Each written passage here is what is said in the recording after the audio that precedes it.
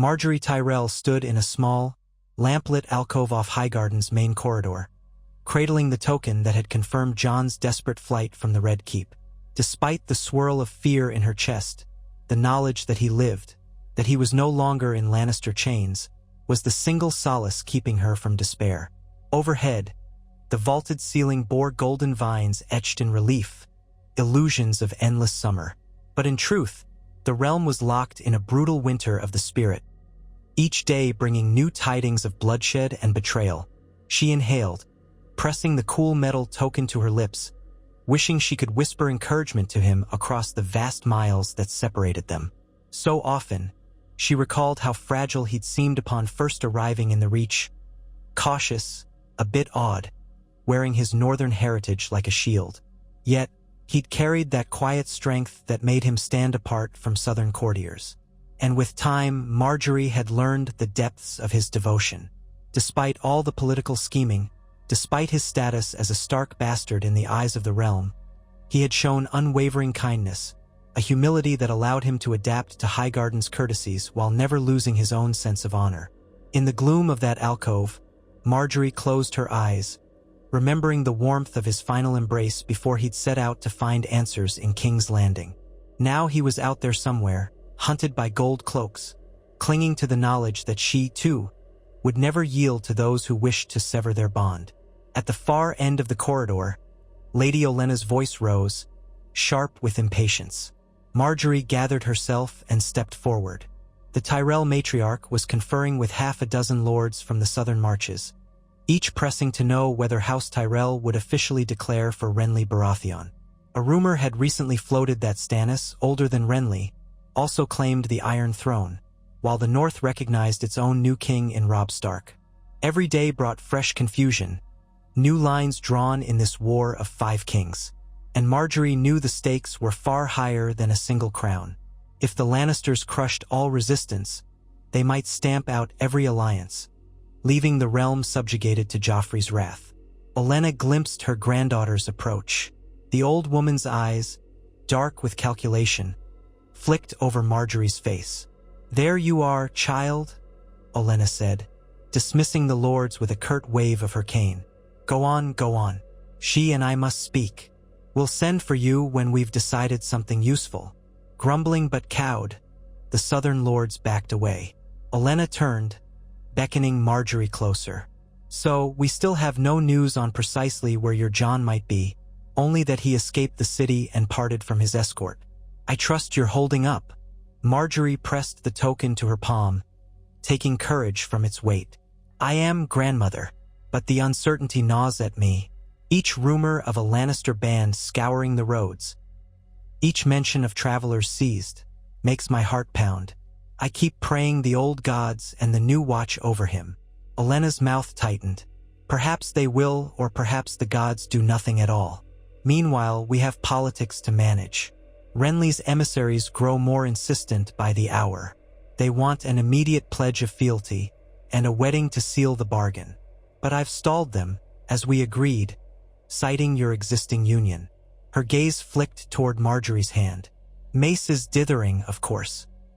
He dreams of a southern throne for you, but I remind him daily that flouting your marriage to Jon Snow would anger the North to no end." Margaery nodded. "Yes, we must not make the North an enemy. Grandmother, do you think Renly's cause truly stands a chance against the Lannisters? If he expects the Tyrells to raise a great host, we might inadvertently start a protracted war, only to find the Lannisters too entrenched." Olenna shrugged her bony shoulders, but her eyes were coldly logical. If Renly can secure enough allies, Riverrun, Storm's End, even Dorne, perhaps he could outmaneuver the Lannisters before they can fully entrench Joffrey's rule. But these are uncertain times. Stannis lurks at Dragonstone, proclaiming he's the rightful heir, and the North fights for Robb Stark. The realm may fracture beyond repair, so we must choose carefully. A hush fell. Margaery tried not to let hopelessness seep into her voice. "I only wish we had time. Time for Jon to return. Time to negotiate in good faith. Time to avoid bloodshed." Olenna's cane tapped the stone floor. "Wishing for time rarely yields it, my dear. We must act with what we have. Now, come, I've summoned your father to the solar. We'll unify our stance before Renly's men appear again." Leaning on Margaery's arm, Olenna led the way down the corridor, passing servants who bowed and skittered aside. Courtiers parted for the Queen of Thorns even more swiftly now that war threatened. Her name alone carried an aura of foreboding wisdom. In the solar, Mace Tyrell stood by a tall window with Loras at his side. Both men turned as Olenna and Margaery entered. Mace's expression wavered between excitement and anxiety, while Loras merely nodded in greeting. News of Jon's escape had not swept away the demands from Renly. Indeed, the younger Baratheon brother had pressed more vigorously, insisting Margaery become his bride to legitimize his new claim. But so far, Olenna had refused to finalize anything. Loras's arms were folded, his shoulders tense. "Mother," Mace said, glancing from Olenna to Margaery. "Renly's messenger awaits outside. He's asked me again to finalize an alliance. He seems sure that if we join him, we can swiftly march on King's Landing and take it before the Lannisters regroup. He suggests that, with proper timing, we might even rescue Eddard Stark if he's still alive. And we have the matter of your, marriage, Margaery. The messenger is quite insistent on a union to bind hearts forever." Margaery suppressed a shiver of revulsion. Renly's boldness in demanding she cast aside Jon grated her, though she also knew the impetus. Renly needed a powerful bride to rally the entire Reach. "Father," she said calmly, "I made it clear we cannot break my current vow. Such an act would earn us the North's hatred. Surely the messenger must see reason." Mace shifted uncomfortably, tugging at his doublet's embroidered lapel. "Yes, well, he says we might arrange an annulment if House Stark is rumored to set aside the alliance, or if we can claim the marriage was not fully recognized by the faith. But your grandmother insists we do nothing hasty." He forced a laugh that died quickly. "Renly is quite charismatic. If I refuse him much longer, he might seek allies elsewhere. We risk losing a prime chance to unseat the Lannisters." Loras exhaled a sharp breath. "And if we discard Margaery's current marriage, we risk a feud with the North. Robb Stark is already king in the North, commanding an army that bested the Lannisters at Riverrun. We can ill afford to antagonize him. We need a plan that satisfies both sides, or at least keeps them from turning on us." Olenna moved to a chair and settled herself with a weary sigh. At the moment, the North is separate, focusing on its own war for independence. They might not care whom Margaery marries if they believe the Southern throne is irrelevant. But if Jon Snow reappears, any insult to him becomes an insult to the Starks, and we cannot dismiss that possibility. She gave Mace a glare. "You see, dear boy, rushing into Renly's arms might bring us short-term advantage but create a long-term disaster." Mace grimaced, fiddling with his signet ring. "Perhaps we need more direct contact with the North. Some envoy to see Robb Stark, clarify our position. But the roads are dangerous. Any messenger could be taken by Lannister patrols or outlaws, and we still lack proof Ned Stark lives." His shoulders slumped. "This war grows more complicated by the day." Margaery's heart ached, thinking of Ned's rumored imprisonment and the horrifying possibility that King Joffrey might already have beheaded him to send a message. She recalled how Jon had spoken of his father's rigid sense of honor, how that sense of right and wrong might spur him to defy the new royal claims. With the Lannisters wielding control in King's Landing, would they even hesitate to kill Eddard Stark if it suited their ends? She pressed trembling fingers against her temple, reining in the swirl of fear. "We need to remain calm," she said softly. "Renly demands a quick alliance, but we can stall. Perhaps we can offer him resources, grain, horses, without finalizing a marriage. Let him see we're supportive yet uncertain about changing my vow." Olenna's eyes brightened at that. "Ah yes, a compromise approach. We can supply a portion of our harvest to Renly's forces, enough to keep him invested in Tyrell favor. But we make no mention of the wedding. When the messenger asks, we claim the union is under consideration until we know the North's stance. That might buy us weeks. Meanwhile, if Jon reappears, or if we learn the Lannisters have done something catastrophic, we can pivot accordingly." Loras nodded. "That approach might work. Renly wants immediate results, But if we appear halfway committed, he won't abandon us. He might even press onward to gather more support in other regions, leaving us time. And if Jon is truly free, he may find a path to the north or send word to Margaery. Then we'll know how to proceed. Mace still looked flustered, but he seemed relieved at the idea of stalling. He tugged on his ring again and cleared his throat. Yes, let's do that.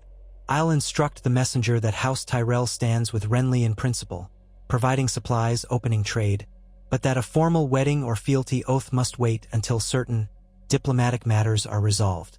He shot Margaery a nervous glance. I only pray Renly finds it acceptable. He might interpret our hesitation as disrespect. Olenna waved a dismissive hand. He needs us more than we need him. He can't claim the throne without the Reach's bread and steel. Do not grovel, Mace. Present it with confidence, as though you're granting him a magnanimous favor. Now go see to it. We'll handle any fallout. Mace bobbed his head and bustled away. Loras followed, promising to keep a watchful eye. Left alone, Margaery turned to her grandmother. Thank you, she said, voice subdued. I can't express how grateful I am that you stand by me in refusing to break my vow. Others might see only advantage in discarding Jon, but I can't. Tears threatened to form, but she willed them back. Olenna reached for Margaery's hand, a rare gesture of tenderness. You've chosen a difficult path, child, but you do it with your eyes open. I admire that. As for me, I'm too old to let these pompous lords tear the realm apart without at least trying to preserve some measure of decency. Besides, you made that vow before two faiths. It should mean something in this wretched world. Margaery squeezed Olenna's hand, finding comfort in the older woman's formidable presence. I only hope Jon returns soon. Every day that passes, we risk 1,000 misfortunes. And if the Lannisters realize we're stalling Renly partly because of him, they might double their efforts to capture or kill him. Olenna's mouth set in a grim line. Yes, they might, but we must trust that his cunning and the help of decent folk will keep him alive. War rarely favors good people, Margaery, but sometimes fortune tilts at unexpected moments. Let's see if we can nudge that fortune in our favor. They parted. Margaery spent the next hours overseeing the writing of fresh letters. At her request, scribes penned messages to smaller houses in the Reach, urging them to stand ready for possible conflict but to refrain from swift alliances with any rival kings. She also prepared a personal note to the Seneschal in White Harbor, hoping against hope that if Jon reached the north, he might appear there. She'd done so once before, but no reply had come. She refused to give up. As dusk settled, Margaery retreated to a secluded portion of the keep that overlooked the Mander far below. The river wound lazily through the fertile fields, tinted with the violet hues of twilight. She closed her eyes and let the hush of evening wrap her. A memory surfaced. Walking at Jon's side along a frosty path in Winterfell's Godswood, hearing the rustle of red leaves underfoot, she clung to that recollection. He was out there. He was strong. He loved her. She would not let the cynics tear them apart. Sometime later, a discreet knock interrupted her reverie. A servant bowed, informing her that Renly's messenger had accepted Lord Tyrell's terms for the moment. Less than fully satisfied, but willing to wait. Margaery exhaled relief. For now, at least that threat was contained. The indefinite stalling might not last forever, but each day counted. She thanked the servant, dismissed him, and lingered by the window until stars brightened the sky, each pinpoint a silent vow that she would stand firm, come what may. Far away, on a muddy back road north of Rosby, Jon Snow crouched behind a tangle of brush, ghost silent at his flank. The sun had just dipped below the horizon, painting the sky in dull embers. Jon's heart pounded as he surveyed the twisting lane that snaked through the thin woodland. Ahead, he'd spotted a small group of men, likely gold cloaks from King's Landing, carrying torches and scanning the shadows. The faint clang of armor reached his ears. They were searching for fugitives, and he was certain their orders included capturing a black-haired bastard who fled the Red Keep. His breath came in shallow pulls. He'd barely escaped the city with the help of a handful of unknown allies. men and women who despised the Lannisters enough to risk smuggling him out through hidden alleys. The final scuffle had scattered them all. Jon had taken a knife slash to the side, not too deep but enough to slow him. Ghost had helped fend off one pursuer, giving Jon time to slip into the labyrinth of buildings. Now, days later, he was half-starved, traveling at night, avoiding major roads. An old man on a farm had given him some bread and a ragged cloak. But the gold cloaks seemed to lurk everywhere, as though each shadow might reveal him. He patted Ghost's head, signaling silence. The dire wolf tensed, a low rumble in his throat. Through the branches, Jon watched the torchlight flicker. For men advanced along the lane, swords unsheathed. Their murmur drifted on the breeze. "He's got a huge white wolf," one said. "Hard to hide that. Keep your eyes open." Another spat. "If we catch him, maybe the captain'll give us a bonus. Word is he's some bastard tied to the Tyrells up north. Probably a spy." A third let out a short laugh. "I heard he nearly caused a riot in the city. Let's just kill him if we see him. Easier that way." Jon's jaw clenched. The gold cloaks were mere foot soldiers, but their casual talk of killing him reignited the anger he felt at how quickly King's Landing had become a trap for him and his father. He recalled how, upon arriving, he'd discovered that Ned Stark was indeed imprisoned, that Joffrey had seized power, and the city bristled with tension. He tried to contact Ned's loyal men, but everything moved too fast. Rumors flew that the Lannisters aimed to execute Eddard Stark. Jon never even got close to a rescue. Now all he could do was survive. The longing for Margaery gnawed at his every thought, but he pushed it aside to stay alive. He remained still as stone. The 4 gold cloaks advanced slowly, but the gloom masked him well. Ghost hunched low, ready to pounce if needed, yet Jon prayed they'd pass without noticing. Finally, they moved on, their torchlight wavering among distant trees until they vanished. Jon let out a measured breath. He had to keep moving. If he stayed too long in one place, they'd corner him eventually. Gathering his scant strength, he rose carefully and slipped deeper into the woods, Ghost at his side. For several more nights, he traveled under the cover of darkness, forging east, then curving northward again to confuse any trackers. His mind raced with half-formed plans. If he reached the neck, maybe he could push on to Winterfell or find Robb's army. He'd heard scattered tales that Robb had marched south, capturing Jaime Lannister, that the North now recognized no king but Robb. Was that rumor even true? Jon knew the realm had fractured, but the details were murky. The Tyrells might still be neutral or leaning toward some other claimant. A pang stabbed him at the thought of Margaery left alone among those who might coerce her into a new arrangement. But he refused to believe she'd ever give him up, vow or no vow. One evening, stumbling from fatigue, he took refuge in a deserted stable behind a burned-out farmhouse. The night air was cold, and the dull ache in his side reminded him of the slash that needed better tending. Wrapping a threadbare cloak around him, he sank onto a pile of musty straw, exhaustion clouding his vision. Ghost curled protectively nearby. In that ragged moment, Jon whispered her name, Margaery, imagining her grace in Highgarden, the sweet fragrance of roses that clung to her hair. He had no illusions left about chivalric rescue. They were both pawns in a brutal war. But if the gods had any mercy, they'd let him see her again. When dawn's pale light broke, he forced himself onward, crossing farmland with caution until he reached a lesser-known traveler's path. Foot traffic was minimal here, but occasionally a local peasant rode past on a donkey or cart.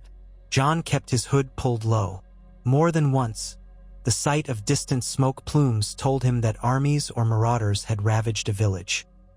Grim dread settled deeper in his bones. War was no heroic saga. It was scorched earth, fearful peasants, roving soldiers. He'd never felt such longing for the quiet of Winterfell, or even for the orchard paths of Highgarden, guarded by Margaery's gentle voice. As the days blurred, that slash in his side took on an angry red hue. Infection threatened. Feverish, he barely held to his senses. More than once he nearly collapsed. Ghost whined, standing over him as if urging him to press on. By luck or fate, Jon encountered a traveling hedge knight who recognized the wolf's presence and took pity. Sir Martin, a grizzled man with a battered shield, had no love for the Lannisters. He shared bread, offered a half-clean cloth for Jon's wound, and led him to a slow-moving stream to wash away the worst of the infection. The man asked few questions, suspecting enough to guess Jon was a hunted fugitive. Yet he saw the determination in Jon's eyes and gave him what help he could without endangering himself. "I ride north," the hedge knight murmured, eyeing Jon's battered form. "I hear the young wolf's armies gather near the twins. If you can reach them, you might find allies. But the roads are perilous. They say the Freys stand watchful at the crossing, and the Lannisters prowl the eastern paths." Jon took the advice, grateful for even that crumb of direction. After resting 2 nights with the knight, he parted, forging toward the path that might lead him to Robb or to the Tully stronghold at Riverrun. He tried to recall old maps, the geometry of river forks. The fever receded slightly, but exhaustion dogged him. Each step was an effort, and always the knowledge that gold cloaks or sellswords might appear kept him alert. He prayed Ghost could sense danger before it fell upon them. Let them lead him deeper into. At one point, he stumbled across a farmstead blackened by recent fire. The acrid smell of charred wood clung to the air. A few crows circled overhead, feasting on something Jon forced himself not to examine too closely. War had touched this place too. Gritting his teeth, he skirted the rubble and pressed on.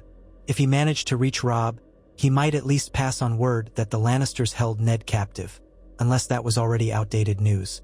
He feared the worst for his father but clung to scraps of hope. Each night, Margaery's image guided him. When he faltered, he imagined her gentle resolve. When fear seeped in, he remembered the vow he'd spoken, how she'd sworn to remain by his side. He could not abandon that vow. Though he had no illusions about a straightforward rescue, he lacked an army, had no power but his sword arm and the loyalty of a single direwolf. He refused to surrender. The realm might be plunging into chaos, but their love would not be ground to dust if he still drew breath. Step by step, he moved northward, determined to survive. In Highgarden, the war drums thundered daily. Renly Baratheon declared himself rightful king, summoning thousands to his banner. The Tyrell lords mustered knights, conscripting small folk to bolster the ranks, forging new arms in the castle's forges. Lords Mullendor, Fossaway, and others prepared to march.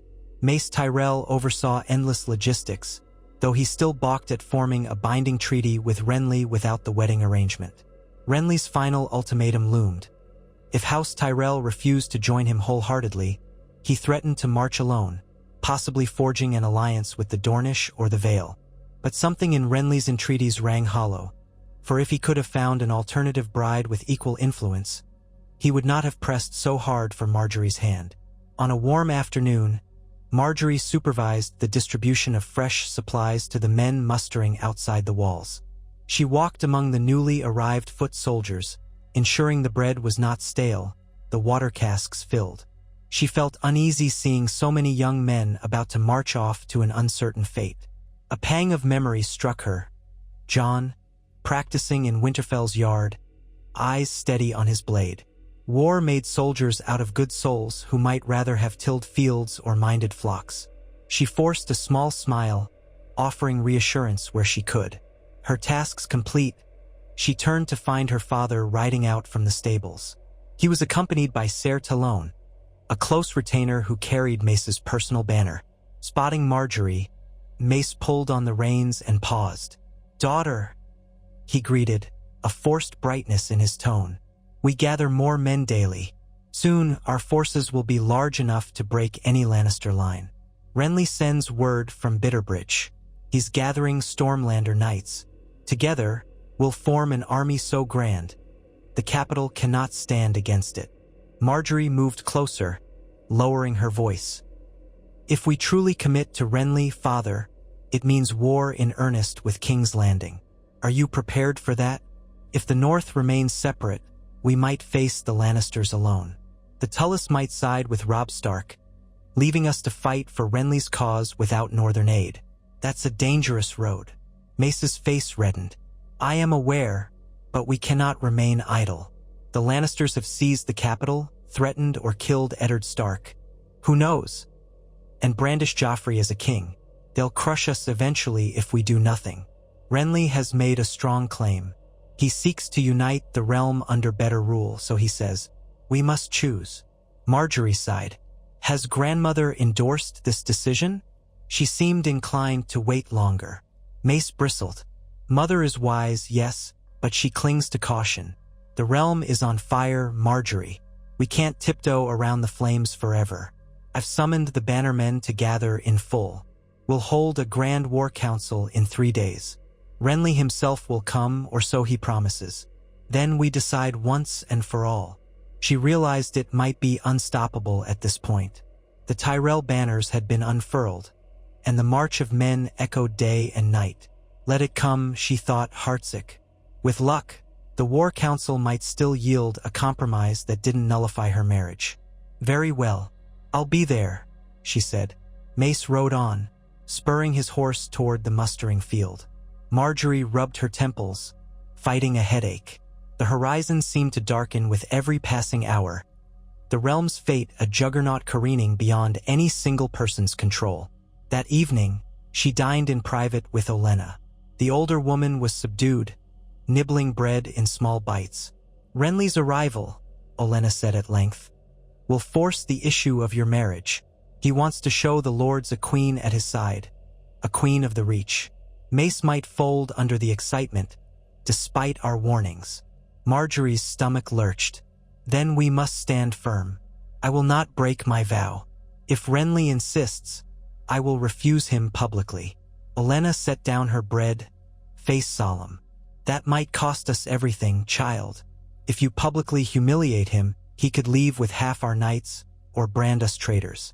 Mace fears that scenario. He might well override you. The only card we hold is that the faith might not bless a wedding while you remain wed to Jon Snow. But in wartime, kings often ignore the faith's niceties. Margaery swallowed. Then we find another reason. Perhaps we claim we need the North's acceptance, or that we must confirm Eddard Stark's fate. If Father truly sees the risk of alienating the North, maybe he'll stall longer. And if Jon returns in time... She broke off, voice trembling slightly. Olenna's expression softened. We pray he does, but we must prepare for the possibility that he might not. War devours hope swiftly. If it comes to a final confrontation, I will stand by you. One cannot so lightly cast aside a vow. Let Mace and Renly huff and puff. The Queen of Thorns still has a few tricks left. They parted on that uncertain note. Margaery returned to her chamber, paced restlessly, then sank onto the bed. She fingered the edges of the token Jon had given her, imagining his presence. The memory of their betrothal vow, spoken in Winterfell's Godswood and then blessed in the Sept, burned in her mind. She repeated the words silently, vowing not to let a new war king tear them asunder. She drifted into uneasy sleep, haunted by dreams of battlefields blooming with bloodied roses.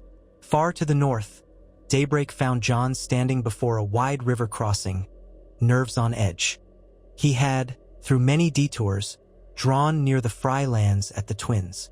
Rumor said Robb Stark's host might be encamped beyond, but the terrain bristled with potential enemies. More than once, he spotted the red and gold sigils of House Lannister in the distance. The Freys themselves were notoriously fickle. Gaining safe passage required cunning, if not some arrangement or bribery. Jon hoped the Stark name might grant him some measure of safety. Ghost, at his side, sniffed the air warily.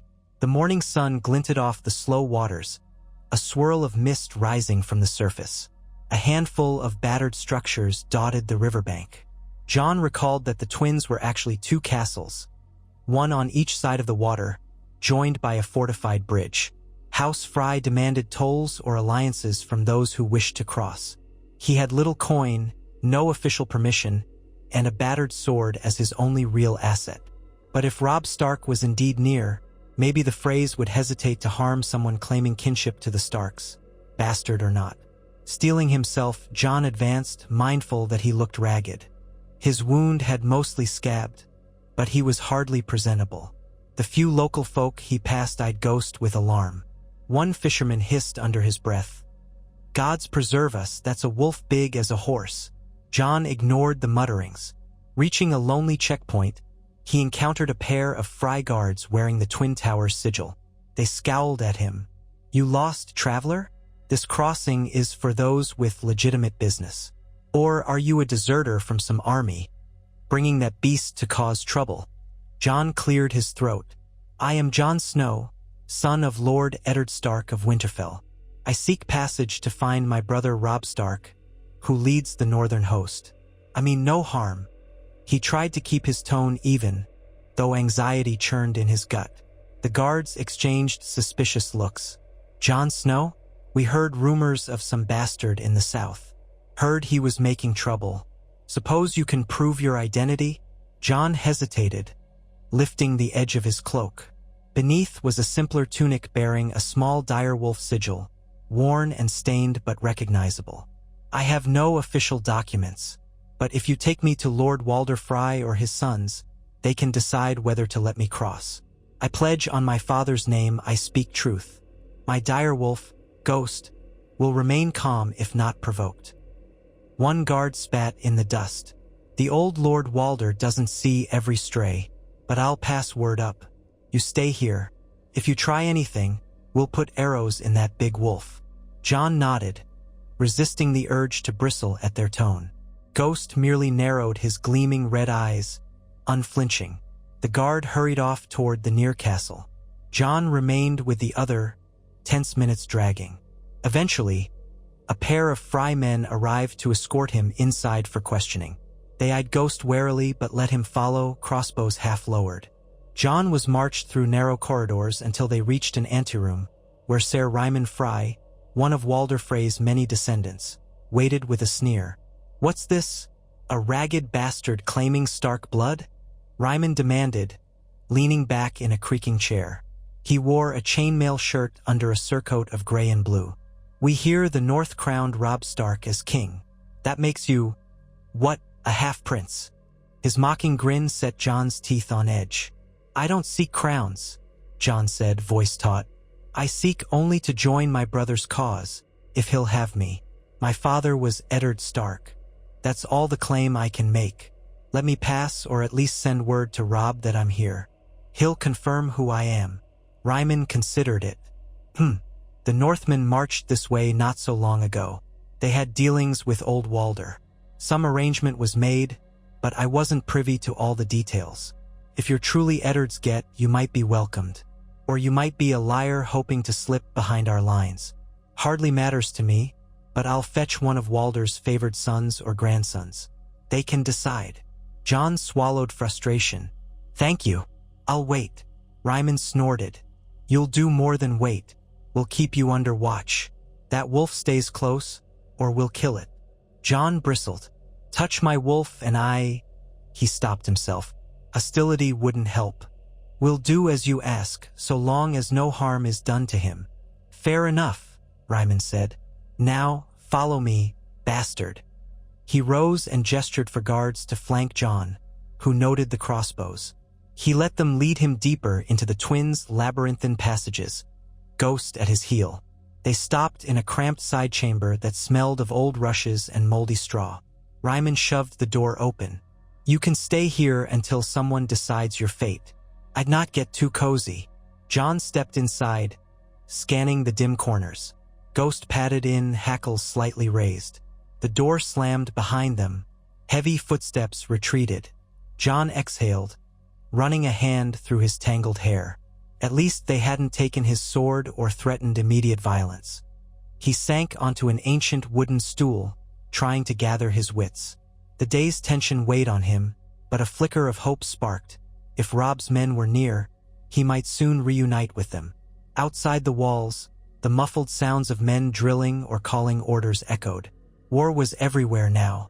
Jon wondered if Robb had heard anything about Ned's fate or about Margaery's precarious position. The uncertainty tore at him. Wearily, he patted Ghost's side and settled into wait, ignoring the rumble in his stomach. Time stretched. Eventually, the door opened. A narrow-faced youth in Fry colors stepped in, flanked by guards. "I'm Elmar Frey," the youth said stiffly. "My father commanded me to question you. Says you claim to be Jon Snow. If that's so, you might be of interest to King Robb. But we must confirm." Jon rose. "Ask what you will." Elmar eyed him critically. "What's the name of Eddard Stark's father? Some say it was Rickard, some say something else. Do you know the truth?" "His name was Rickard," Jon answered at once. "He was burned alive by the Mad King. Ned Stark seldom spoke of it, but I heard the story from Maester Luwin at Winterfell." A flicker in Elmar's gaze suggested that was correct. "And your mother's name?" he pressed. Jon tensed. "I do not know. My father never spoke of her. Some say it was a woman named Willa, but he never confirmed it." Elmar nodded slowly. "You speak like a man with some knowledge. We'll see if that's enough. We'll send a raven to King Robb's host. If he confirms your identity, we might allow you to cross. Until then, remain here. We'll bring you food." Jon forced himself to remain calm. "Thank you. That's all I ask. And, if you do send a raven, please inform him I must speak with him about urgent matters. Our father's fate, and the Lannisters." Elmar gave a curt nod and left. The door slammed again. Jon exhaled, relief tempered by frustration. Days might pass before a raven returned, if it came at all. Still, this was the best progress he'd made since fleeing King's Landing. If Robb's camp was close enough, perhaps he'd soon receive word. With luck, he'd be freed to join the northern host. Maybe then he could glean news of Ned. And eventually, just maybe, he'd find a way to help Margaery. Settling onto the stool, he scratched Ghost's ears. The direwolf huffed softly, settling beside him. "Soon," Jon murmured, though he wasn't sure if he spoke to the wolf or to himself. "We'll see them soon." While Jon awaited that uncertain verdict, Highgarden stirred with the arrival of Renly Baratheon himself. His column swept through the gates in a swirl of bright banners. Green and gold for the Tyrell rose mingling with Renly's stag in vibrant blue. Trumpets blared. Mace Tyrell stood in the courtyard, beaming, flanked by dozens of knights. Olenna observed from a balcony, cane tapping in disapproval of such pomp. Margaery, in a modest but elegant gown, waited at her father's side, steel in her spine. She'd been warned that Renly meant to press the marriage question. She prayed she could dissuade him without tipping the realm into chaos. Renly dismounted with practiced grace, all smiles, exuding that signature charm. He wore green-accented armor, a golden crown shaped like antlers perched on his dark hair. Around him milled knights from the Reach and Stormlands, exchanging salutes and pleasantries. Mace Tyrell stepped forward, arms wide. "Your Grace," Mace boomed. "Welcome to Highgarden. We are honored." Renly inclined his head. "Lord Tyrell, the honor is mine. I come seeking to unite our forces to restore peace and justice to the realm. King's Landing stands enthralled by the Lannisters. With your help, we shall break their hold." Mace nodded eagerly, gesturing for Renly to accompany him. As they proceeded inside, Margaery followed behind, conscious of the watchful eyes from all sides. Courtiers parted, whispering. Flowers had been strewn along the floor, perfuming the air. Margaery forced a cordial smile. She knew all too well what illusions Renly might foster. She recalled hearing rumors in King's Landing that Renly wore a pleasant mask but had ambitions swirling beneath. Yet it was crucial to keep him as a potential ally, or at least not an enemy. They wound through the corridors to the Great Hall, where a small welcome feast was laid out. Once everyone settled, the conversation began with broad declarations about the realm's woes, how the people deserved a benevolent king, how Robert's death was a tragedy but needn't doom the Seven Kingdoms. Renly's knights toasted to the downfall of House Lannister. Mace Tyrell offered enthusiastic agreement. Olenna sipped her wine, silent, while Margaery contributed mild remarks about protecting small folk. All the while, she sensed Renly's gaze flick toward her. He seemed determined to speak to her alone. Sure enough, after the initial toasts, Renly asked if Margaery might show him Highgarden's famed rose garden. Mace, excited, quickly assented. Olenna shot Margaery a look of warning, but Margaery held herself tall, following as Renly led her out to the garden walkway. It was early evening. Lanterns glowed among the trellises, lighting blossoms of white and pink. A slight breeze ruffled Margaery's hair. Renly paused near a flowering arbor, turning to her with an amiable smile. "My lady," he said, "I've long heard tales of your beauty, yet you surpass them, and I'm told your grace is matched by keen intelligence. We should speak plainly." Margaery inclined her head, keeping her features composed. "I welcome plain speech, your grace. Many in this realm prefer half-truths." Renly's expression was carefully friendly.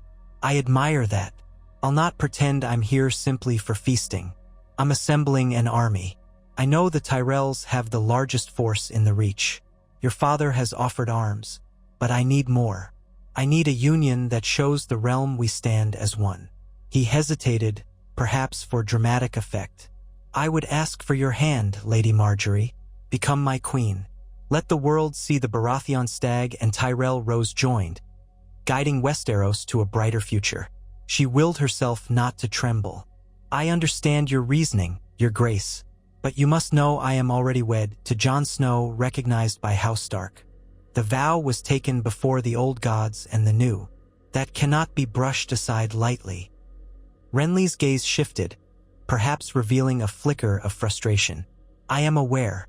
Yet rumors speak that this Jon Snow might be dead or vanished, that the marriage was never recorded at the Great September, that it stands on shaky ground. If we produce the High Septon's ruling, he might grant an annulment, especially in these desperate times. I do not say this lightly, but the realm's future hinges on stable alliances. A queen from House Tyrell would rally all hearts." Margaery's voice hardened, though she kept it soft. "I made vows, your grace. Jon Snow is not dead, to my knowledge. Even if he were, I would not cast him aside. Our alliance with House Stark remains a matter of honor. Let me be frank. I cannot in good conscience break a sacred oath. The faith may be swayed by kings, but my own soul will not." Renly exhaled slowly. "Then you force me into a corner. Without a Tyrell queen, many lords might withhold total support. They yearn to see Highgarden fully committed. If you refuse, I may lose the war before it begins." Margaery gently shook her head. "House Tyrell can still support you with resources, soldiers. We need not unify by marriage. There are other ladies in my family or other houses that you might wed. I cannot do what you ask." For a moment, Renly's mask slipped. A flash of disappointment and anger crossed his features. Then he collected himself, offering a tight smile. "I see. Well, I shall speak with Lord Tyrell. Perhaps we can arrange a lesser betrothal or some other measure. I only hope the realm does not suffer because of what you—" Her chin rose. "Honor is all that remains when war devours everything else, my lord." Renly studied her face, then gave a small, curt nod. "You are resolute. Very well. I won't press you further tonight." He offered his arm politely, and she had no choice but to take it. They walked back inside. Margaery's heart pounded with the realization that she might have angered him. The fate of Highgarden, and perhaps her own, balanced on a knife's edge. At the feast's end, Renly took Mace Tyrell aside for a private conference that stretched into the late hours. Olenna watched from across the hall, her expression unreadable. Margaery waited in an antechamber, half expecting her father to burst in, furious that she'd refused. But no one summoned her. She glimpsed Loras slip away to speak with some of Renly's knights.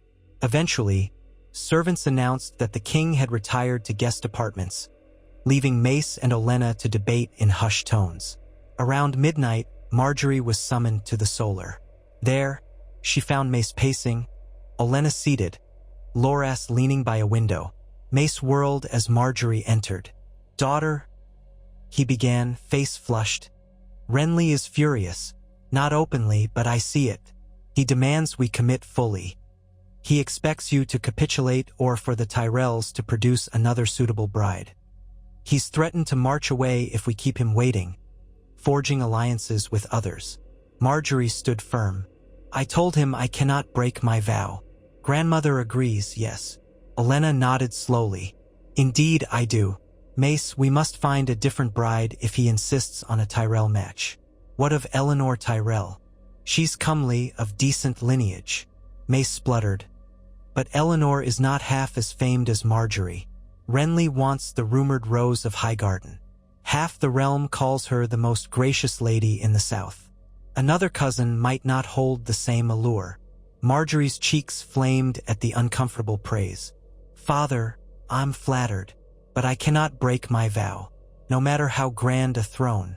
If Renly will not accept an alternative bride, then we must find another means to keep him from turning on us. Loras cut in, voice tight. I spoke to some of Renly's knights. They say he's leaving tomorrow unless we promise a wedding. But he might be bluffing. He knows he needs our grain, our steel. If he rides away with an unfulfilled alliance, House Tyrell might remain neutral or turn elsewhere. If war spreads, no single king can survive without major allies. Olenna tapped her cane. A stalemate, then. Perhaps we do nothing. Let Renly huff and puff. If he truly leaves, so be it. He'll be weakened without us, likely forced to scrounge for alliances. Meanwhile, we remain in the reach, a power in our own right.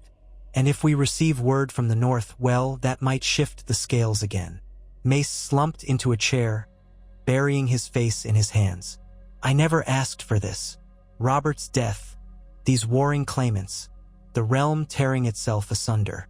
We Tyrells feed half of Westeros. Why must we also suffer? Olenna gave a mirthless chuckle. Because the Game of Thrones spares no one, Mace. Now, I suggest we all retire. At dawn, we'll see if Renly tries one more time to sway us. We stand firm. And if he leaves in a fury, so be it. They agreed, each retiring to a restless sleep. Margaery lay awake for hours, dreading the morning confrontation. Could she stand before a crowned Baratheon and reaffirm her refusal? She thought again of Jon, how he'd faced unimaginable perils to fulfill his duty. She drew strength from his example. She would not betray that vow. If House Tyrell turned on her, if her father disowned her, she would bear it. Better that than to live a lie. At last, exhaustion claimed her. Morning dawned bright, ironic in its cheerful sunlight. News arrived that Renly had ordered his men to pack. The courtyard teemed with activity. Horses saddled, supplies gathered. Margaery dressed, pinned up her hair, and forced herself to eat a little bread. Then she ventured outside. She found Renly near the stables, speaking curtly with Mace. A cluster of knights hovered, tension crackling in the air. Margaery approached, expecting another confrontation. But to her surprise, Renly paused, surveying her with a forced civility. Lady Margaery, he said, I wish to bid farewell. Your father informs me you remain bound by your vow. I lament the lost opportunity to bring a queen of Tyrell blood to my cause. But I respect your convictions, though they might hamper us both. She dipped her head. I regret that we cannot find a simpler resolution, Your Grace. Renly shrugged, a flicker of bitterness in his eyes. War seldom deals kindly with simpler resolutions. Very well. I march east. If House Tyrell changes its mind, you know where to find me. I trust you'll provide the promised supplies, if not your presence. Mace interjected quickly. Yes, of course, Your Grace. We shall send what men and grain we can, pending further negotiations. Renly snorted softly. That might be enough to see me crowned in truth if I reach King's Landing first. Farewell, Lord Tyrell. Lady Margaery. With that, he swung astride his charger and spurred it forward. His host filed out, a grand display that left the courtyard choked with dust. Mace stared after them, face pale. Olenna, from a balcony, watched with narrowed eyes, her cane resting on the stone. Margaery released a breath she hadn't realized she was holding. The immediate crisis had passed. Renly was gone. She'd held her ground. Yet she felt no triumph, only a growing dread. The war raged on, and the Tyrells stood half-committed. Any day might bring new demands, or an invading army. She prayed once more for Jon's safety, for some sign from the north. In the swirl of uncertainty, only the vow of faith she'd kept gave her strength. In the deep halls of the twins, Jon Snow paced the cramped chamber that served as his lodging. Several days had passed since he'd been taken in. Each morning, a guard brought meager food and water, but no word on whether a raven had returned from Robb. Tension coiled within Jon's chest. If the Freys decided he was an imposter, they might turn him over to the Lannisters for a reward, or simply hang him themselves. Walder Frey's reputation was not of generosity or loyalty. The waiting gnawed at Jon's nerves. At last, near midday on the 5th day, the door banged open and a senior Frey strode in. Black Walder Frey, a tall, humorless man with piercing eyes. He wore a mail shirt and had a sword belted at his hip. Behind him stood 2 armed guards, crossbows ready. Black Walder regarded Jon with a sneer. "Well, bastard, seems a raven returned with some interesting news. King Robb confirms that Eddard Stark had a son named Jon Snow who traveled south. That might be you. He says you're likely loyal to the north." Jon exhaled relief. "That is correct. I mean no harm to House Frey." Black Walder's lip curled. "No harm, We've already brokered deals with King Robb. The lad promises to treat us well if we let him cross. Now he's king in the north, or so they say. My grandsire isn't entirely sure how to handle it, but the letter says to release you if you're the real Jon Snow. So it seems you're free to go under guard for an audience with my grandsire, Old Lord Walder. Then we'll decide the next steps." Jon managed a nod, heart thudding. "I appreciate that. I'm eager to join King Robb. If Lord Walder allows me passage, I'll go at once." Black Walder gave a humorless chuckle. "You think it's so simple? My grandsire might demand a favor or vow from you as well. The Freys rarely give anything for free, but let's not linger.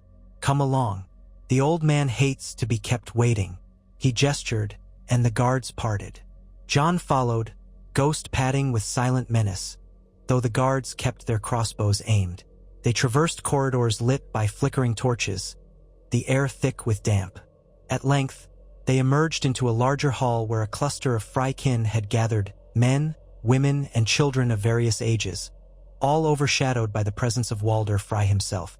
The ancient lord slouched on a cushioned seat, a blanket over his lap, watery eyes peering from a wrinkled face. He coughed loudly when Jon approached. "Ha!" Walder Frey rasped. "So you're the bastard claiming Stark blood. Let me see you."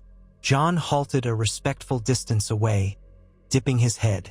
Ghost loomed at his side, drawing murmurs from the gathered Freys. Walder squinted. Dark hair, sullen face. "That's near enough to a Stark for me. My new liege, King Robb, says you're to be allowed to come to him if we find you genuine." "Humph. We rely on old Walder to do everything, do we?" Jon drew a breath. "I'm grateful, my lord, for your willingness to follow King Robb's instructions. I only wish to serve my father's house." Walder barked a laugh.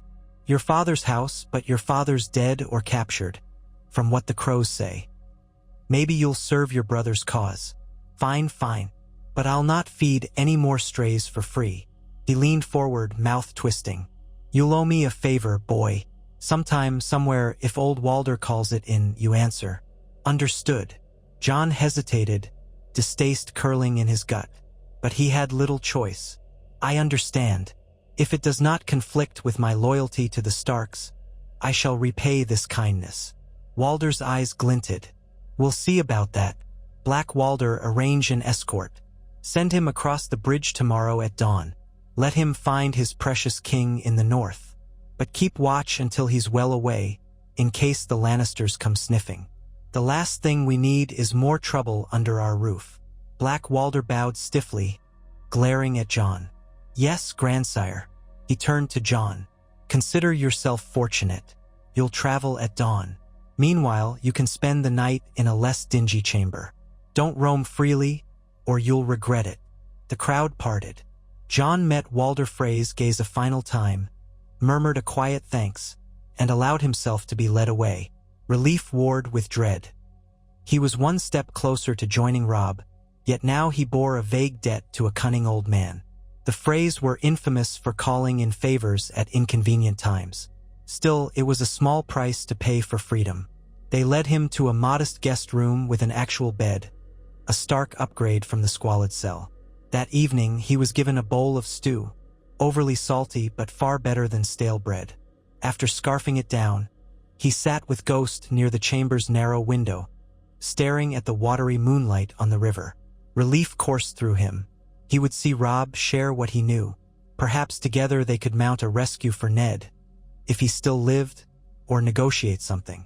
And if the North allied with other factions, maybe they could undermine the Lannisters entirely. Then, once the war ended, if it ever did, he might find a path back to Margaery. That slender hope sustained him. When morning came, Black Walder arrived with half a dozen mounted men. They hustled Jon across the fortress bridge that spanned the river, walls looming on each side. The muddy water churned below, thick with silt. On the far bank, the eastern castle glowered, watchers posted on ramparts. Once beyond the gates, they rode north along the Green Fork. After several miles, the Freys reined in. "This is the edge of our domain," Black Walder said curtly. "We have scouted beyond. Word says King Robb's forces lie near the Trident. You'll find them if you keep heading north. Don't come crawling back to us for help. We're done." Jon bowed stiffly. "I understand. Thank you. I'll remember this." They turned and rode away without a backward glance. Jon was left alone on a dirt road, Ghost panting by his side. For a long moment, he simply breathed in the morning air. Freedom, uncertain but real. He mounted the scrawny horse the Freys had reluctantly provided, urging it forward. The animal was no war horse, but it would carry him more swiftly than going on foot. He patted Ghost, who trotted alongside. At last, he could truly head for Robb's camp, hoping to rally what remained of House Stark's cause. At Highgarden, Margaery read fresh dispatches from the war front. Battle lines had formed all across the realm. The Westerlands under Tywin Lannister, the Riverlands under the Tullis, the North under Robb, the Stormlands largely behind Renly, and Dragonstone behind Stannis. The Crownlands were a battleground of sorts, with King's Landing as the seat of Joffrey's shaky throne. Rumors spread that Eddard Stark was publicly executed after refusing to denounce his claims about Joffrey's parentage. Margaery's heart twisted at the thought of Ned's final moments, the father of her beloved Jon. She prayed the rumor was false, but the sources seemed too many. If true, that tragedy would further inflame the North's wrath. She could only imagine Jon's pain upon learning of it. The day the rumors arrived, she found Olenna alone in a parlor, writing letters with a trembling hand. Margaery barely recognized her own voice as she asked, "Have you heard it, grandmother? That Ned Stark was beheaded on Joffrey's orders." Olenna paused, quill midair, eyes grim. She nodded. Margaery choked out, "Then, that means, how will Jon endure this?" Olenna set the quill aside, pressing thin lips together. "If Jon Snow is alive, he must be in anguish. Eddard was an honorable man by all accounts. This will surely solidify Robb Stark's rebellion. The war just turned even darker. The Lannisters have spilled noble blood brazenly. Now every house that despises them will sharpen its swords." Margaery's eyes glistened. "Poor Jon, his father murdered. I fear this war might consume us all." Olenna's tone softened. "We must hold fast. Eddard's death might unite the North, the Riverlands, and perhaps even other regions. If the Tyrells eventually see a path to dethrone Joffrey, that might be the lesser evil. Renly marched east, but we've no word on whether he's joined forces with other factions. Stannis claims he's the rightful heir, but that man is about as warm as a winter wind. War devours reason." Margaery struggled not to weep. "I only wish I could comfort Jon. If he learns of this, it might break him. But I know he'll fight on, for the Starks, for justice. I only hope he doesn't do something reckless. The Lannisters must hunger for his head as well." Olenna squeezed her granddaughter's hand. "Hold to your vow, child. That's all we can do. The realm will spin on. Let us craft a future where you and Jon can reclaim your peace." With that meager comfort, Margaery returned to her tasks, each day overshadowed by fresh war news. She insisted on sending out discreet riders to glean more about Ned's execution, to confirm if Sansa or Arya Stark were captives. Meanwhile, Mace Tyrell toyed with the idea of dispatching small forces to harass Lannister supply lines, though he hesitated without a formal alliance. The entire castle braced for the next big shift. Margaery often found herself drifting to a vantage point overlooking the southwestern horizon, hoping beyond reason that Jon might appear. Jon did learn of Ned's fate, and it struck him like a physical blow. He was nearing Robb's camp on the eastern banks of the Trident when a band of northern outriders encountered him. He revealed his identity, was taken to Robb's main encampment, and found his half-brother in a war tent alongside men like the great Jon Umber, Roose Bolton, and the Blackfish Brynden Tully. The moment Jon stepped inside, the swirl of tension parted. Robb froze, recognition dawning. "Jon," Robb murmured, stepping forward. They embraced, raw relief mingled with sorrow. Jon felt tears threaten. He saw that Robb looked older, harder, each day of war scarring him. A hush fell among the assembled lords. They parted, and Robb clasped Jon's arms. "I heard rumors you'd gone to King's Landing to aid father, but I thought, we heard you might have been captured or killed. Thank the gods you're alive." Jon swallowed hard. "A handful of brave souls helped me escape, but I couldn't reach father. They imprisoned him. Is he truly gone?" Robb's eyes shone with grief.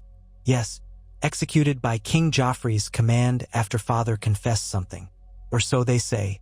They put his head on a spike." His voice broke. "I'm sorry, Jon. There was nothing we could do in time."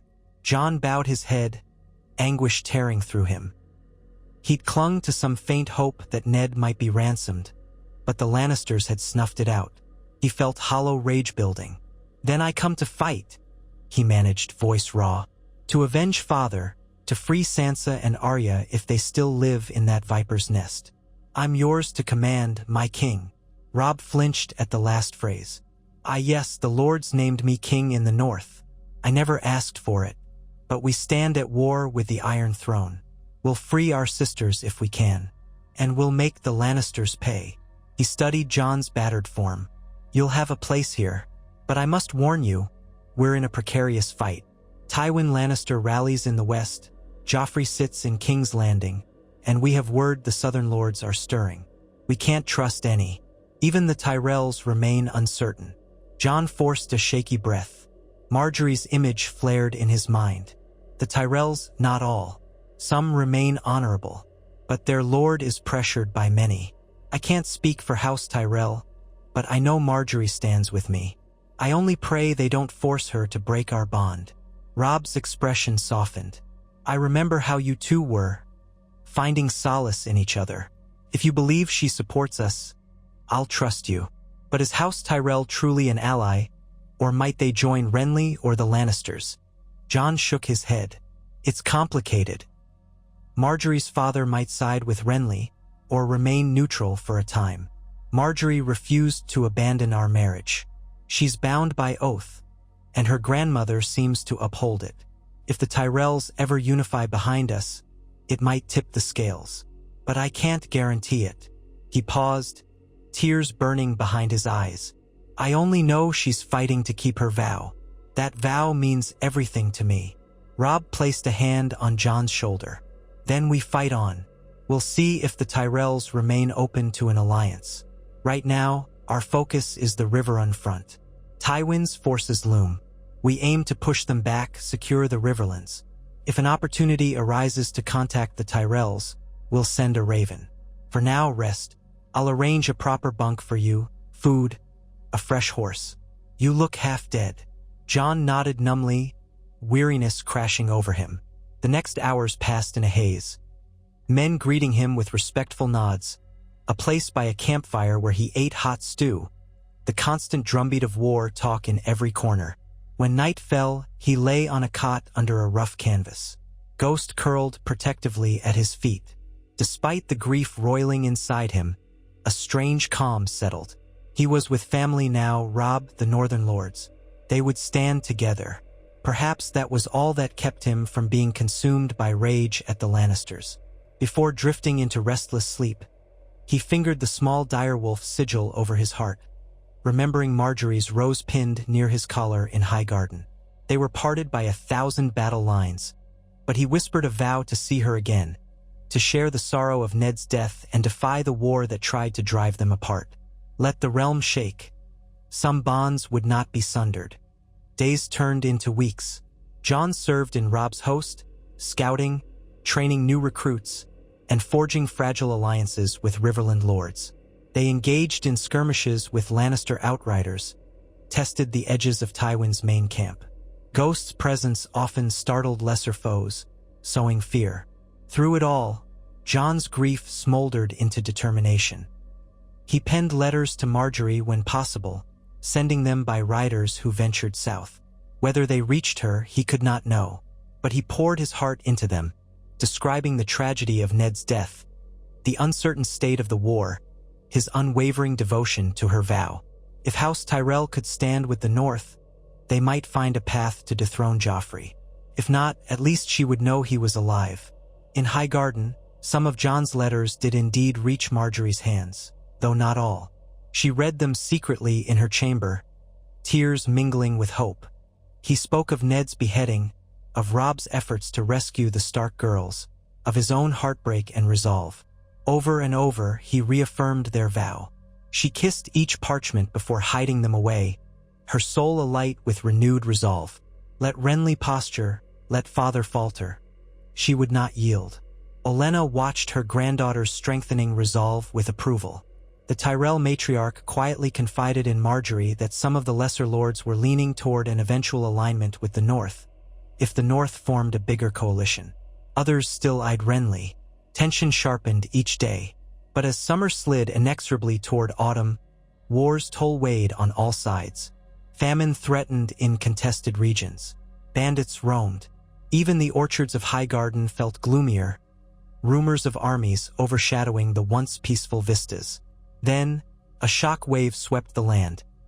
Word came that Stannis Baratheon had used some dark trick to slay his brother Renly in the night.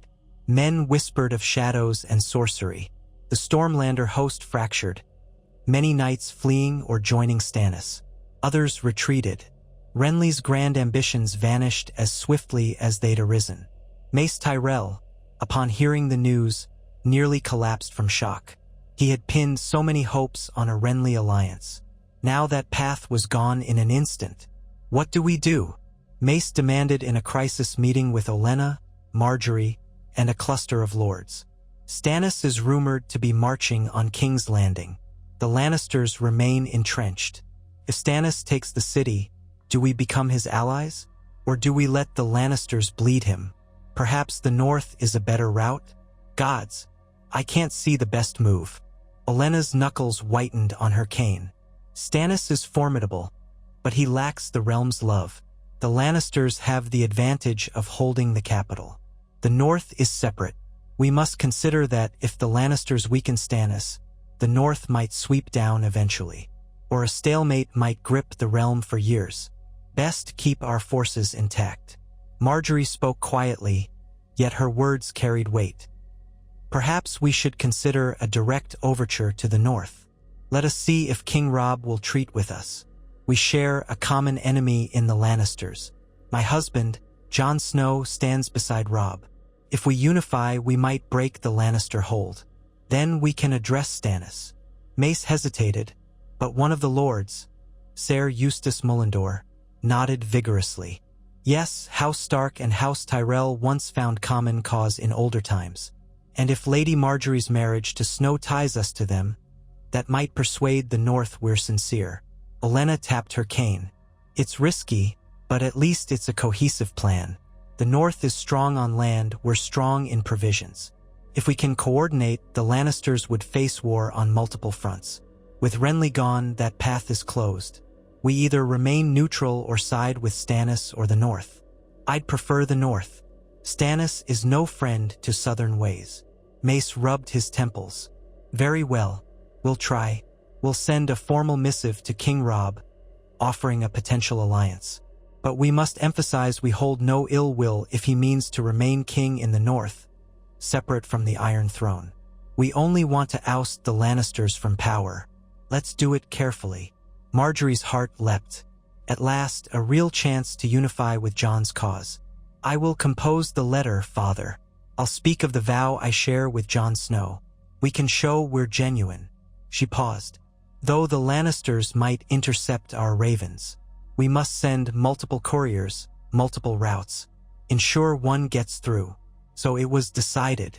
Over the next days, Highgarden scribes drafted a formal proposal, guaranteeing that if the North would coordinate to oust the Lannisters, the Tyrells would supply food, cavalry, and a united front. In return, the Starks would recognize the Tyrells as allies, ensuring any final settlement spared the Reach from pillage or northern aggression. Margaery wrote her own personal letter to Jon, telling him of the shift, begging him to stand firm. And with that, half a dozen riders departed, each traveling a different path across the war-torn realm. By the time the riders reached Robb's forces, it was late autumn.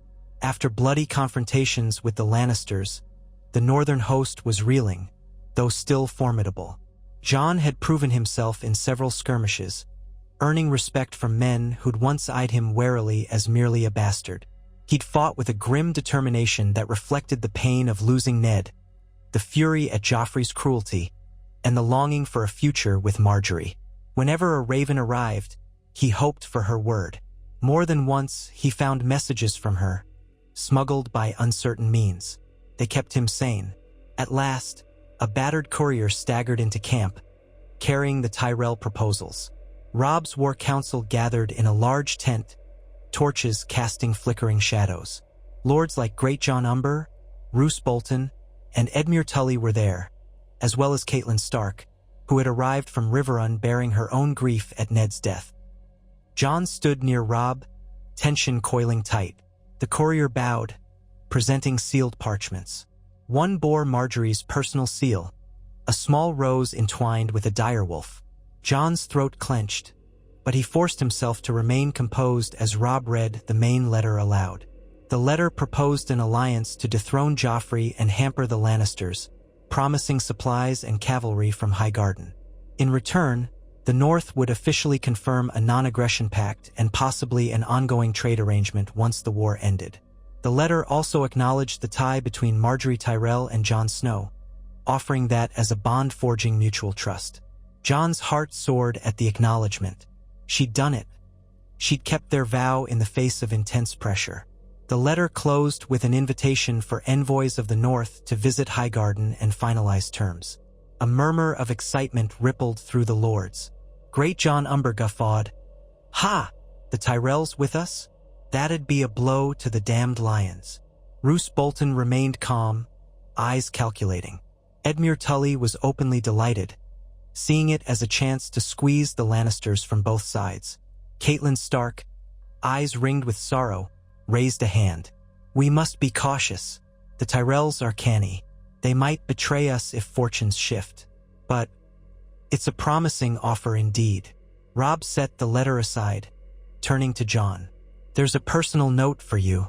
Read it and share what you will. He passed a sealed parchment. Jon took it, hands trembling. He broke Margaery's seal, scanning her neat script by torchlight. She spoke of House Tyrell's decision to reach out, of her refusal to break their vow, of Renly's demise. She yearned for peace but recognized war was inevitable. Every line breathed her unwavering loyalty.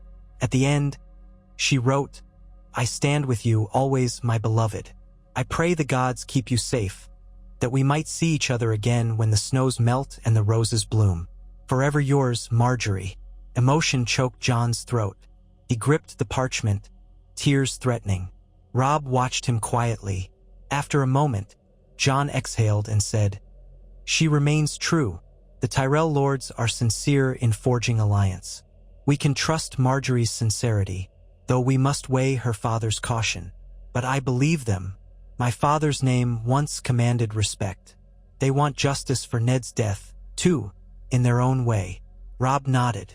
Then the question is, do we accept? If the Tyrells march from the south, the Lannisters face a two-front war. We might corner Tywin, or even push toward King's Landing. But we also must consider King in the north. We swore never to kneel to another southern king. The Tyrell letter acknowledges that, it seems. Catelyn spoke softly. Yes, they only mention an alliance to bring down Joffrey. Afterward, we remain free, or so they claim. It might be beneficial. We'd have more leverage. The realm might break into separate kingdoms. But as long as the Lannisters hold the capital, we have little hope of saving Sansa or Arya. Perhaps with Tyrell support, we can force a negotiation or a rescue. Jon's pulse raced at the mention of the Stark sisters. He recalled that Margaery had wanted to help rescue them if possible. Maybe together, the North and the Reach truly could break the Lannisters' hold. He clenched a fist. I say we accept. The Lannisters are too strong for us to face alone forever. If the Tyrells supply their cavalry and blockade the capital's food, the Lannisters might crumble. Roose Bolton's voice slithered in. Agreed, though we must send strong negotiators. The Tyrells might demand more than we're prepared to give. Let me volunteer for the diplomatic mission. I have experience with southern ways. Jon stiffened, uneasy about Bolton's reputation. But Robb spoke before he could protest. I appreciate the offer, Lord Bolton, but perhaps a more recognized envoy is better. My mother is skilled at negotiations, though she's still mourning. Also, Lady Brienne of Tarth once served Renly. She might have insight, but she's not with us currently. Another approach might be to send Edmure. He's highborn in the Riverlands, recognized in the south. Catelyn shook her head gently. Edmure is needed to manage the Riverlands' defense. Let me handle it, Robb. Though my heart is heavy, I can speak for the North in this.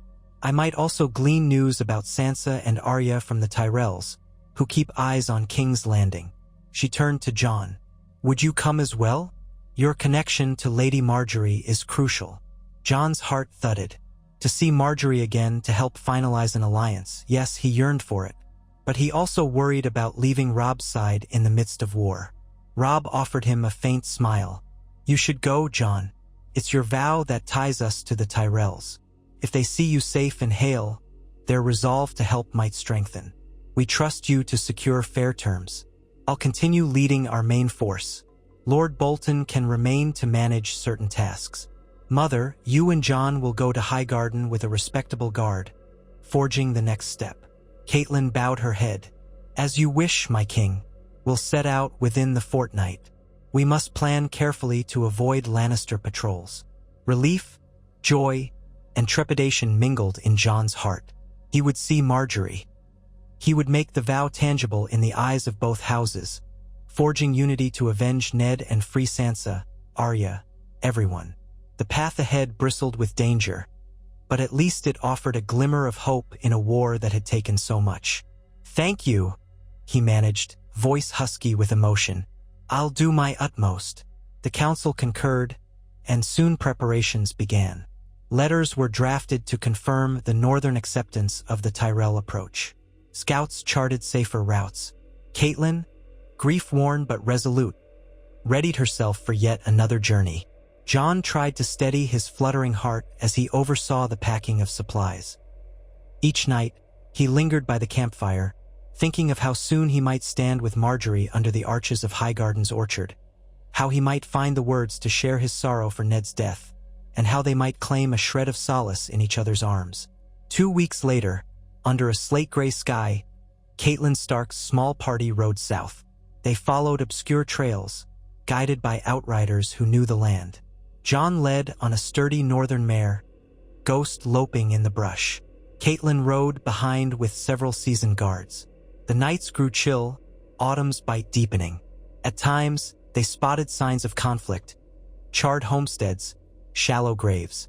War had touched every corner, yet they pressed on, determined to avoid Lannister patrols. Through cunning and caution, they circumvented dangerous roads, forging a path into the Reach. As they neared the Mander's fertile region, the landscape brightened with farmland that had seen fewer raids.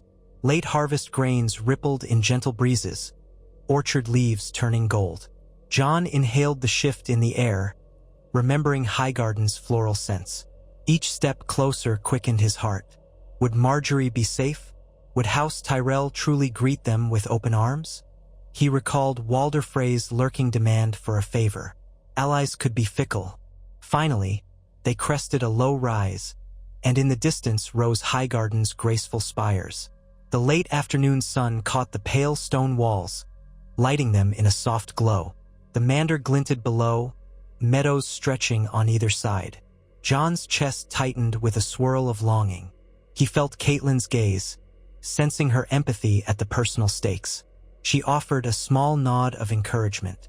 They approached the gates, flying a banner of truce. A direwolf on a gray field. Guards recognized them, letting them pass.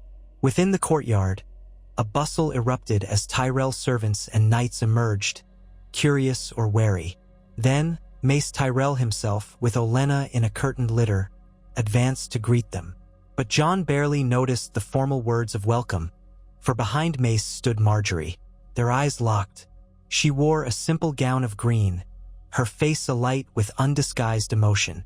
He dismounted hurriedly, stepping forward. Protocol be damned. "Jon," Margaery breathed, tears glistening. For a heartbeat, neither moved. Then, in full view of lords and guards, he wrapped her in his arms. She buried her face in his shoulder.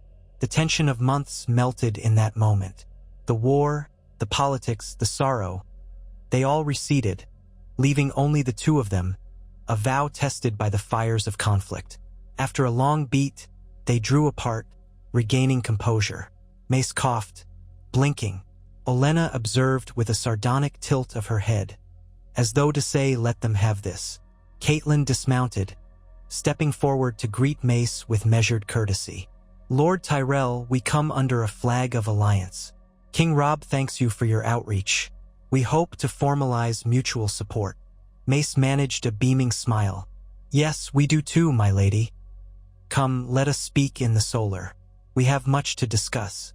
My mother, Lady Olenna, will join us, along with my daughter and your Jon." He hesitated, but then nodded respectfully to Jon. "We welcome you to Highgarden, young man. My daughter's devotion has indeed been unwavering." Jon swallowed thickly, bowing. "I'm grateful for your acceptance, Lord Tyrell.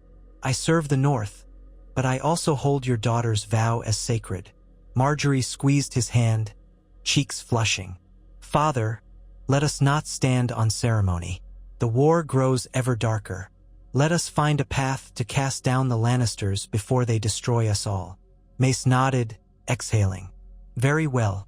This way, then." They entered the castle. Jon marveled at how familiar yet surreal it felt to walk those corridors again. He recalled sneaking quiet moments with Margaery, glimpsing her bright laughter among the roses. Now war overshadowed every step. Tapestries still decked the walls, but the hush was tense. Servants seemed anxious, for they knew armies might soon pass these gates. In the solar, Olenna perched on a cushioned seat, gesturing for Catelyn and Jon to take chairs. Margaery stood close by. Mace poured wine with slightly shaky hands, while a couple of local lords hovered. Without delay, Catelyn spoke of Robb's readiness to coordinate with the Tyrells, to share intelligence, and to mount a two-front push if the Lannisters refused any just settlement. Olenna listened, occasionally interjecting questions about numbers, supply lines, possible winter rations. Margaery chimed in, confirming that the orchard yields could feed thousands if war dragged on. Through it all, Jon watched, heart full of gratitude that this alliance now took shape, and that he sat at Margaery's side, no longer parted by 1,000 hazards. When the practical matters were hashed out, Olenna turned a piercing gaze on Catelyn. "We must have clarity on the North's aims, Lady Stark. Do you intend for Robb to remain an independent king after the war, or to claim the Iron Throne? We cannot sign a blank check of resources if we don't know the end goal." Catelyn clasped her hands. "Robb was named king in the North by his lords, largely in reaction to the crown's brutality. He does not seek to rule the entire realm. His goal is to free the North from Lannister tyranny, rescue his sisters, avenge Eddard Stark. If the Tyrells likewise wish to see Joffrey unseated, we can coordinate. We need not become one kingdom, only allies to break Lannister power." Mace frowned. "And after Joffrey is deposed? Suppose Stannis or another claimant rises. The realm might remain fractured. Catelyn nodded. We accept that possibility. The North may remain separate, though we'll maintain amicable relations with friendly regions. If House Tyrell wishes to crown its own king or find another arrangement, that's your decision. For now, we share a common foe. Olenna stroked her chin. That might suffice. We have no desire to bow to a Lannister puppet. War is messy, but if we coordinate, we might force the city to yield, especially if Stannis attacks from the sea. We'll want written assurances about trade with the North once the dust settles. Catelyn inclined her head. We can negotiate those terms in detail. I'm sure King Robb will sign an agreement ensuring fair trade routes and mutual respect. Your regions produce, our regions timber and metals. Both sides benefit. Olenna shot a glance at Mace, who nodded in relief. Then her gaze flicked to Margaery, and finally to Jon. And the vow between your daughter and this northern bastard, pardon the phrase, serves as a living symbol of that pact. She raised a brow. We'll publicly affirm it, yes? Let the realm see that House Tyrell stands beside House Stark, if not in name, then in spirit. Margaery's cheeks warmed, but she stood tall. I welcome that, grandmother. I have never wavered. Jon spoke quietly, heart pounding. Nor have I. I would be honored to reaffirm our vow publicly, so no one can question it. Catelyn gave a small, kind smile. It might rally the North, too, seeing the Tyrell Rose and the Stark Direwolf truly united. My son will be pleased to know his brother has found unwavering support. Mace cleared his throat. Then we have a course. We'll finalize a formal alliance with the North, at least in writing, and we'll hold a symbolic reaffirmation of your marriage here at Highgarden, to show unity. No new wedding ceremony is needed, but a declaration of your bond might help quell rumors. Let the bards sing of the rose and the wolf. We shall ensure the Lannisters know we stand together. Jon's heart soared. He turned to Margaery, eyes glistening. She returned his gaze with equal emotion. In that moment, the tragedies of war faded, and a spark of hope glowed. They had defied the storms, kept faith when all seemed lost. Now, from the battered corners of the realm, North and Reach rose in defiance of the Lannister grip. If the road ahead was fraught with battles, at least they would walk it. Olenna clapped her hands. Enough sentiment. Let's draft the official documents, then plan the public declaration. If we're to outmaneuver the Lannisters, time is pressing. Mace, fetch the scribes. Lady Stark, Jon Snow, please remain while we set the terms. As Mace hurried off, the tension in the room gave way to a shared sense of purpose. War was not ended, but a new alliance took root, one that might shift the balance of power. Jon gently clasped Margaery's hand beneath the table. She gave a slight squeeze, the corners of her mouth lifting in relief.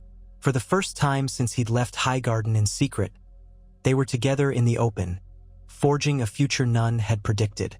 The orchard's promise of roses still thrived, even in a land ravaged by steel and fire. They spent the next hours working through details, borders, trade, lines of supply, contingencies if Stannis took King's Landing. Olenna's barbed wit clashed with Catelyn's measured courtesy, yet they found common ground. Margaery took notes, occasionally offering suggestions. Jon quietly lent his perspective on northern needs, ensuring that the alliance recognized the old gods as well as the new. By evening, they had a preliminary pact. Olenna announced that in 3 days' time, a public gathering in Highgarden's courtyard would proclaim the alliance, reaffirm Jon and Margaery's vow, and commemorate the bond with a modest feast. Jon felt a rush of nerves. He recalled his original wedding in Winterfell's Godswood, overshadowed by tension. Now, a public reaffirmation in the heart of Highgarden. Margaery smiled at him, a promise in her eyes that this time, no one would question their union. When the meeting ended, Margaery offered to show Catelyn to her quarters. The older woman accepted gratefully, leaving Jon in the solar with Olenna for a moment. She eyed him, cane-tapping. You're a stubborn boy, surviving all that nonsense in King's Landing, forging your way back. I suppose Margaery's faith was not misplaced. Jon bowed his head. I owe her everything. I owe you thanks, too, my lady. for protecting her from forced betrothals. Olenna sniffed. Humph. I simply loathe seeing the realm's few decent souls trampled. Keep her safe now. War is unkind to love stories. He nodded solemnly. I will, until my last breath. She studied him, then turned away. Go find her. I suspect you have much to catch up on. Her voice, though gruff, carried a note of approval. Jon left the solar, heart-pounding. In the corridor, he followed the sound of Margaery's soft laughter. It led him to a quiet antechamber where she stood, having just bid farewell to Catelyn. On seeing Jon, Margaery's eyes shone. She stepped toward him, and he drew her into a fierce embrace. For a moment, they were alone in the hush of evening, no courtiers to watch. He buried his face in her hair, inhaling the faint perfume of lavender and roses. They parted slightly, her hands pressed against his chest. Jon, she whispered, voice thick with emotion. You look thinner, paler. I've worried so much. Did you truly fight your way out of the Red Keep? He nodded, brushing a strand of hair from her cheek. It was chaos. Allies I never even knew risked their lives to help me. I nearly didn't survive. The gold cloaks hunted me, yet I kept your face in my mind, the vow we made. It gave me strength. Tears slipped free, and she laughed softly through them. I knew you'd find a way. I never believed you dead, not for a moment. But oh, Jon, I'm so sorry about Lord Eddard.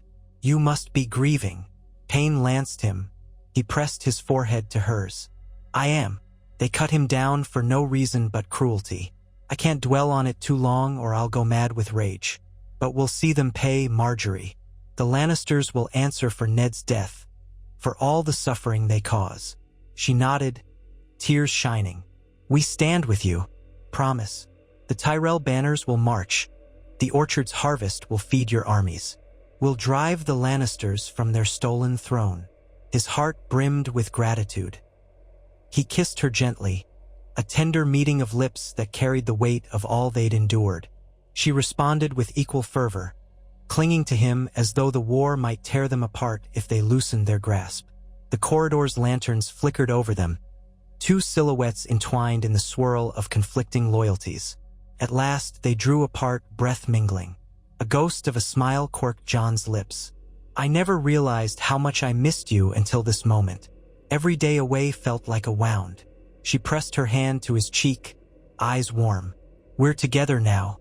Let's make the most of it, even if the realm is on fire. Then she glanced around with a small smirk. Let's find somewhere less public. I've had enough of watchful eyes. Jon agreed wholeheartedly. They walked hand in hand through a side passage, ignoring the curious stares of passing servants. He followed her to a secluded balcony overlooking the orchard. Nightfall's hush settled, the silhouettes of trees rustling in the breeze. There, free from the day's demands, they spoke in low, urgent whispers of all that had happened since their separation. Jon recounted his escape, the hardships on the road, meeting Robb's host. Margaery described Renly's visit, her refusal to break the marriage vow, the terror of hearing new rumors each day. Under the moonlight, they embraced again, tears mingling with the promise of a renewed bond. War might rage for months or years, but for this sliver of time, they had found each other. And soon, in a public reaffirmation, they would show the realm that neither Lannister cunning nor the cruelty of fate could sever the vow made between the Rose of Highgarden and the Wolf of Winterfell. 3 days later, the courtyard of Highgarden filled with lords, ladies, and soldiers in a subdued but earnest gathering. A dais was set near the ancient statue of Garth Greenhand, bedecked with ribbons of Tyrell green and stark gray. Olenna presided, her posture straight despite her cane. Catelyn Stark stood by her side, wearing a simple but dignified gown. Mace Tyrell hovered, anxious yet determined. As the sun climbed above the castle walls, the crowd hushed. Margaery and Jon stepped forward. She wore a gown of muted green, embroidered with a small silver direwolf near her heart. He donned a dark surcoat bearing the wolf sigil, with a subtle golden rose stitched on the left sleeve. Ghost padded behind, drawing gasps from the onlookers. Together they faced the dais, Olenna lifted her hand. "Hear us, all who stand beneath these walls. We gather to proclaim an alliance between House Tyrell of Highgarden and House Stark of the North, united in purpose against the tyranny of the Lannisters. In furtherance of that accord, we reaffirm the vows shared by Jon Snow and Margaery Tyrell, vows that bind our houses in sacred trust." She turned to Catelyn, who spoke next in a clear voice. "I speak on behalf of King Robb Stark. The North acknowledges the fidelity of House Tyrell and pledges mutual defense and respect. Let this vow stand as a beacon in dark times." She offered Margaery a small, reassuring nod. Jon swallowed, stepping closer to Margaery. Before the gathering, he clasped her hands. His voice rang out, steadier than he expected. "Margaery, I pledge to you before the gods old and new. Though war parted us, my vow never wavered. I stand ready to unite our houses, to protect you, to honor you, and to defend this realm from those who would oppress it." Margaery's eyes shone with unshed tears. She lifted her chin. "Jon Snow, I pledged my troth to you in Winterfell's halls and in Highgarden's gardens. I have never forsaken that oath. Now, before our families and allies, I reaffirm. I stand beside you. Let our bond symbolize a unity stronger than war." A hush cloaked the courtyard. Olenna nodded with a hint of satisfaction. "So let it be witnessed. House Tyrell and House Stark stand as one, defiant of false kings. May the gods bless this union." Cheers rippled through the crowd, subdued but genuine. Catelyn offered a gentle smile, relief coloring her features. Mace Tyrell let out a breath, mustering a broad grin. Loras, standing nearby, clapped softly, pride in his eyes. Servants scattered rose petals underfoot. Jon and Margaery exchanged a brief, tender kiss, sealing the moment. Then the applause swelled, men calling out blessings, women tossing more petals. An old bard in the corner struck up a subdued melody on a lute, the notes mingling with laughter and sighs of relief. For the first time since the war's outbreak, hope bloomed in Highgarden. They might not be guaranteed victory over the Lannisters, nor a swift end to bloodshed, but a formidable alliance had been forged, anchored by a vow that had withstood every test. As Margaery and Jon stepped down from the dais, hand in hand, they felt the acceptance of onlookers, the sense that old boundaries were being rewritten. The Rose and the Wolf shared a single cause, forging a path in a realm of uncertain futures. In the days that followed, Tyrell messengers rode forth to coordinate military plans with northern envoys, while supply caravans were ready to move north. Scouts relayed information on Lannister troop movements, and late at night, after the day's burdens, Jon and Margaery found solace in stolen hours within Highgarden's quiet corners. An orchard seat where they whispered about the future, a balcony where they watched the stars. Each moment carried the sweetness of hope and the bitterness of a world set aflame. Yet they pressed on, determined that neither the cruelty of King Joffrey nor the manipulations of cunning lords would tear them apart. Ned Stark was gone, but his legacy of honor endured in his children and in those who'd learned from him. House Tyrell, once swayed by other powers, now stood with the North. War would test every vow, every plan. But so long as the Rose and the Wolf stood together, they believed some dawn might break through the darkest night. In time, they would march to distant battlefields, negotiate with other claimants, and face heartbreaks yet unknown. But on that day, in the courtyard of Highgarden, a vow reaffirmed set the stage for a new chapter of defiance. A promise that love and loyalty, forged across the fires of war, could reshape the fate of a kingdom. And though the horizon darkened with storms yet to come, Margaery Tyrell and Jon Snow walked forward, hand in hand, ready to stand against the fury of a realm in turmoil. The war might claim many souls, but theirs would not yield to fear or despair, for they had pledged to face every trial together.